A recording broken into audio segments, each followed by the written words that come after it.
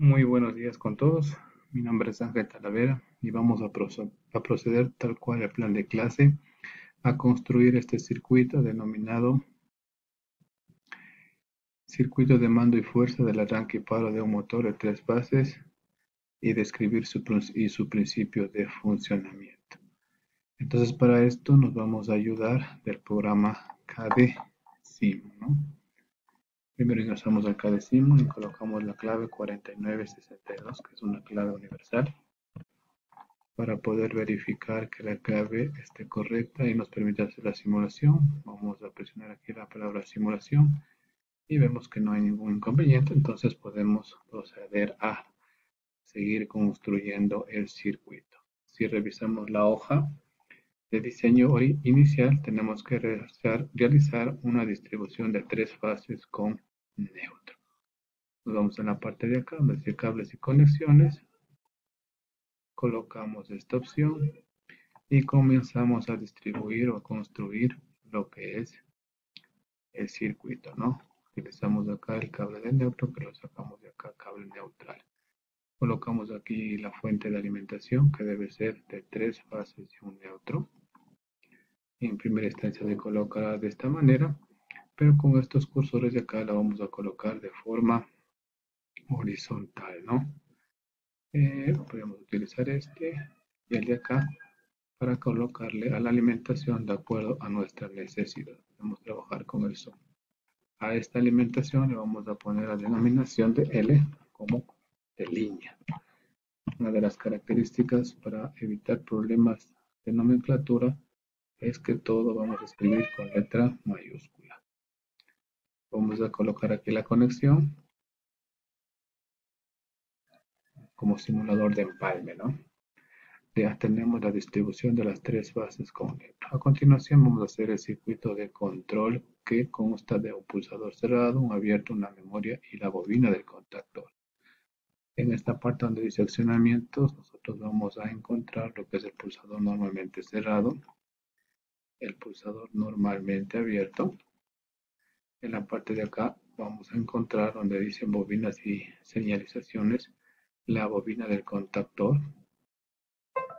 La colocamos acá y vamos a colocar nombres, ¿no? Al pulsador, al primer pulsador, al cerrado, le vamos a poner como S0 y recordemos que tiene la codificación 1, 2.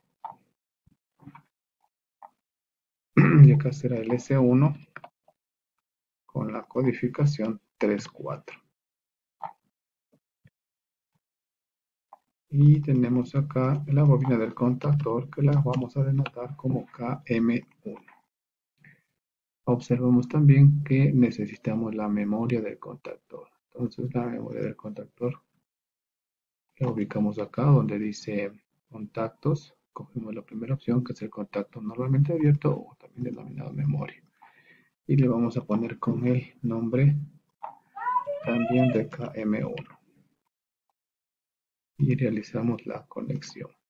Una conexión sencilla. Vamos a suponer que la bobina del contactor se conecta solo a 110 voltios. Y entonces hacemos esa conexión. Cerramos la conexión con el neutro. Y tenemos ya una llegada de 110 voltios, ¿no? Para verificar que el trabajo se está desarrollando de forma correcta, nos vamos a la simulación y verificamos, ¿no? Ya la bobina del contactor debe estar activada y con ese cero desactivamos. Ahora vamos a construir el circuito de fuerza, que solo consta del auxiliar del contactor y el motor. Entonces, ¿dónde encontramos el auxiliar? En la parte donde dice cables, perdón, donde dice acá contactores de interruptores. Es un motor trifásico, así que necesitamos un auxiliar con tres entradas y salidas. Lo vamos a denotar también como KM1 porque es parte del contactor, ¿no? Y sacamos el motor en la partecita que tenemos acá donde dice motores y vamos a seleccionar el primero. Y lo vamos a conectar, es un motor trifásico, ¿no?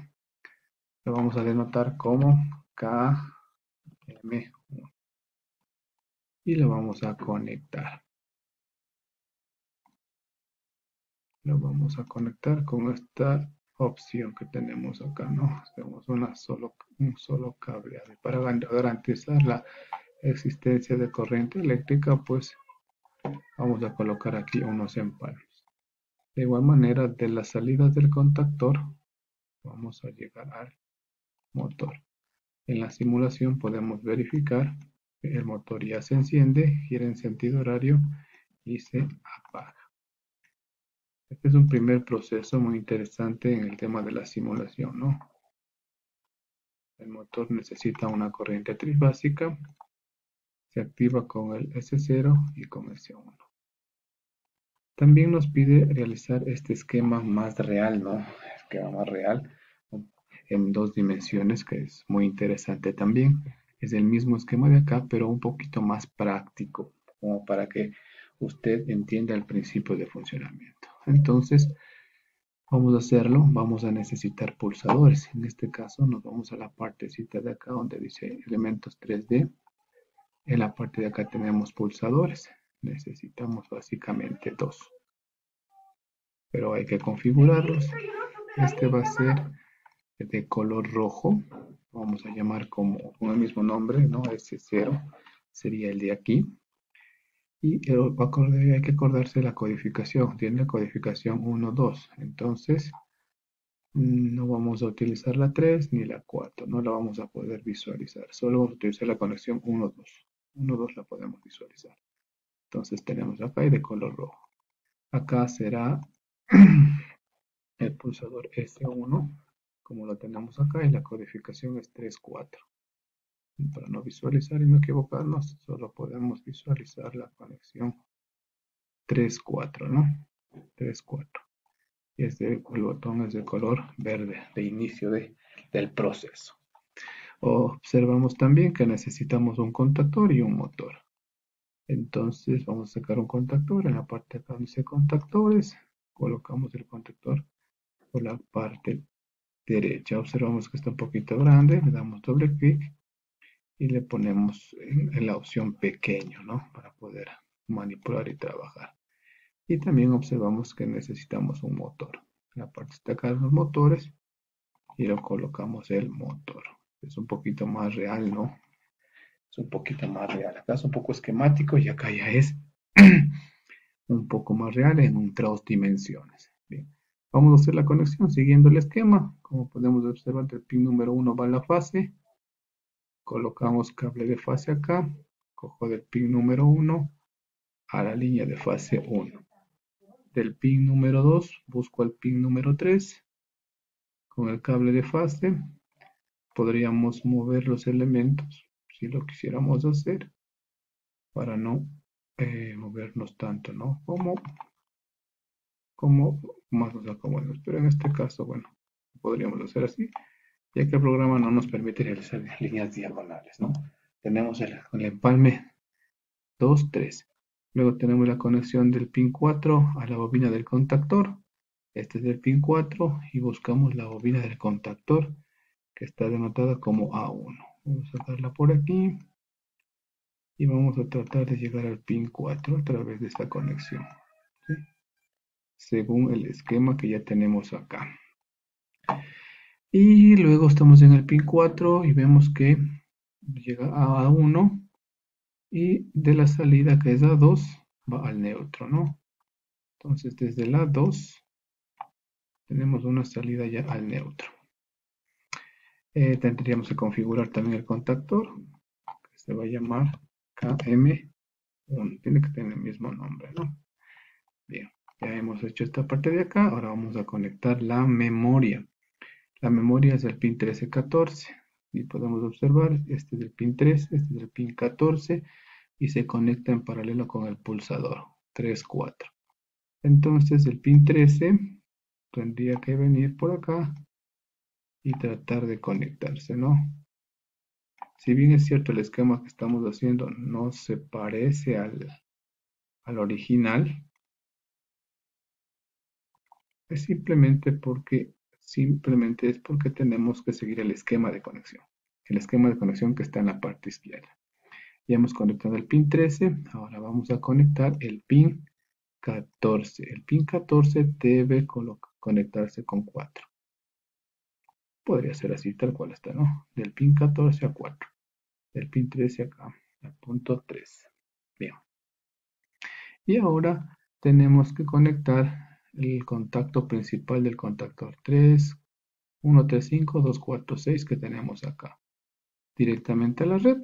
Nos ayudamos de esta conexión de esta manera, ¿no? Mientras aquí no exista conexión, se sobreentiende que es solo cable cruzado, ¿no? Y acá hacemos el empalme para garantizar que exista corriente eléctrica.